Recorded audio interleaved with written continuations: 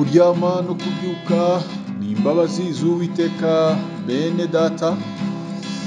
Igitondo cyiza kandi cy'umugisha cyangwa se icyamunsi cyiza bivanye n'aho buri wese aherereye ku migabane itandukanye y'isi.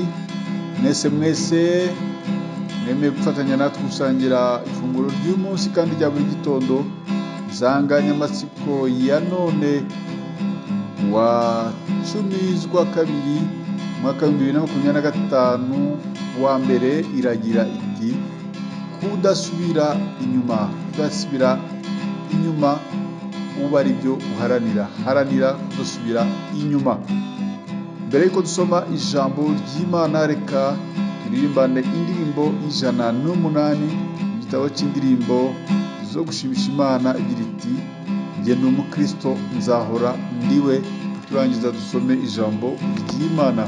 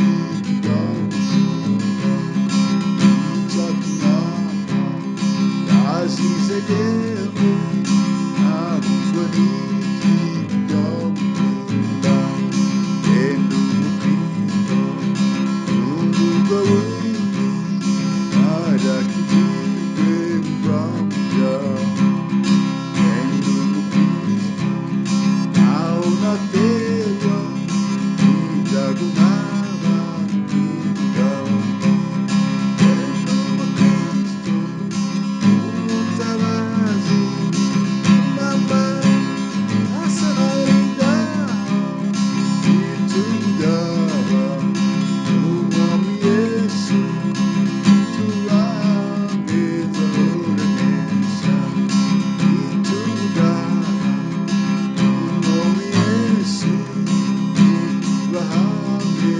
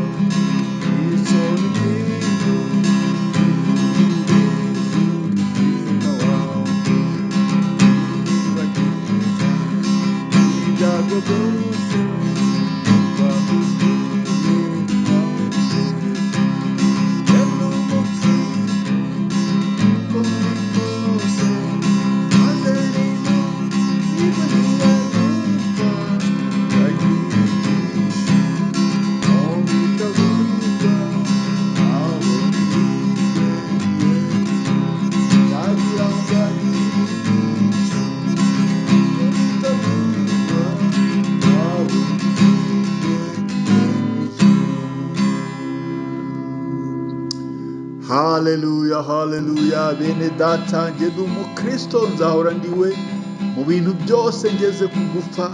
Njye ndi umukristo, mpora mbihamya naho igihugu cyose cyanseka. Njye ndi umukristo mu mutima, kuko ubu nsigaye nkunda Kristo. Icyatumye apfa yazize jyewe, nabuzwa n'iki kujya mukunda. Uyu Yesu wanjye nzamugwa inyuma, uyu Yesu wanjye nzamunambaho, uyu Yesu wanjye nzamukunda kugeza ku mwuka wanjye wa nyuma. Reka dusenge, reka dusome ijambo ry'Imana. Imana yashyize ku mutima wanjye kuri uyu wa mbere. Dusome urwandiko rwa mbere rwa Petero. Reka dusome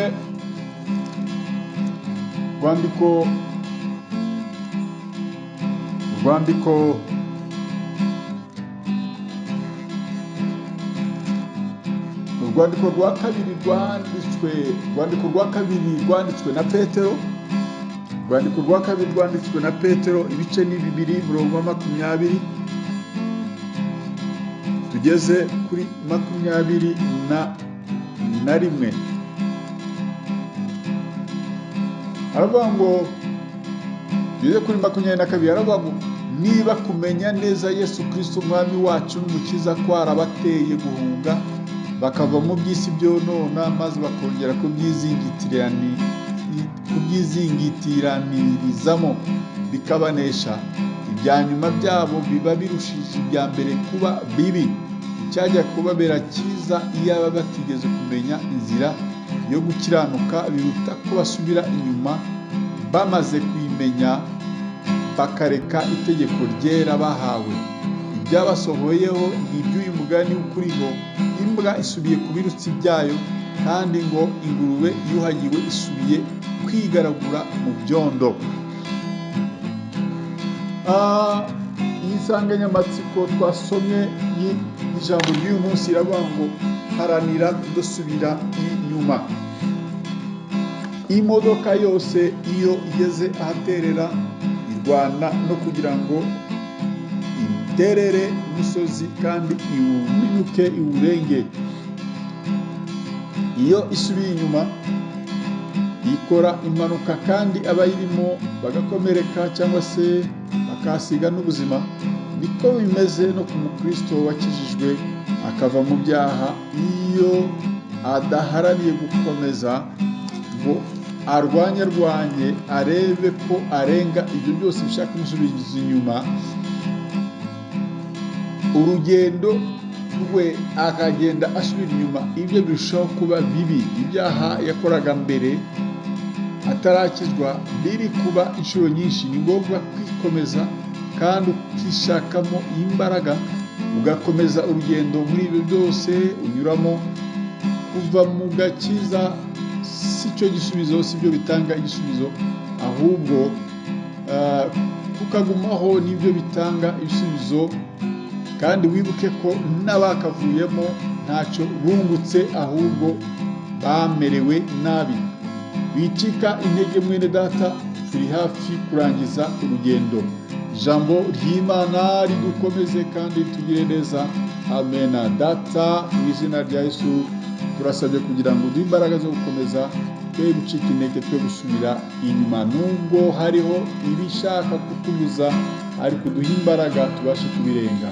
Urakoze, urakarama, bana natwe muri byose, mu izina ryawe ryera Yesu Kristo umucunguzi wacu. Amena. Mwari kumwe na mwene so muri Yesu Kristo uko bisanzwe, Bishop Apollinaire M.Gakombe, umushumba mukuru w'itorero The Evangelical Covenant Church of Rwanda CCR. Imana y'amahoro ibane namwe mwese bene data. Bifurije umunsi mwiza n'akazi keza, muhahe muronke. Shalom shalom.